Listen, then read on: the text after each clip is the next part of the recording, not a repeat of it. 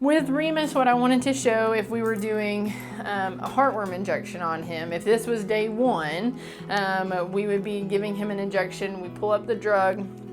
I brought 3 different needle sizes with me today to demonstrate the differences of what. So sometimes we may use an injection that's this small of a needle, very tiny, not large.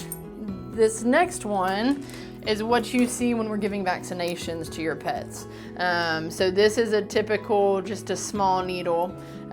This needle here, though it's the same kind of size width-wise as the needle's gauge that we use for injections, is significantly larger in size in terms of how many inches long it is. So when we're using this needle, what we do is I come up to the dog. I'm always going to keep my hand on its spine because we give this injection in the muscles, they're called epaxial muscles, along the spine of the dog. And so I usually will feel for their last rib, I'll find their hip, and I will go somewhere in the middle. And you want to aim for in between the 3rd lumbar vertebrae and the 5th lumbar vertebrae. It's kind of what I'm aiming for.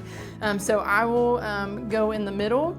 I'm not going to inject Remus with anything because he doesn't need to, so I'm going to keep the cap on. But what I'll usually do is my middle finger here is still on the spine, and I will take, after I've scrubbed the area, I will take this needle and inject the big long needle in that area. I'll pull back a little bit, and then I'll inject the immiticide into that. And depending on the size of the dog, I've injected immiticide anywhere from like 0.5 mils to 5 mils into their spinal muscles. And so this makes them very, very sore, and it's not really a fun recovery time. Most dogs handle it well. Some of them are going to be more sore than others. It's just you have to keep them activity restricted, and nobody really wants to do that.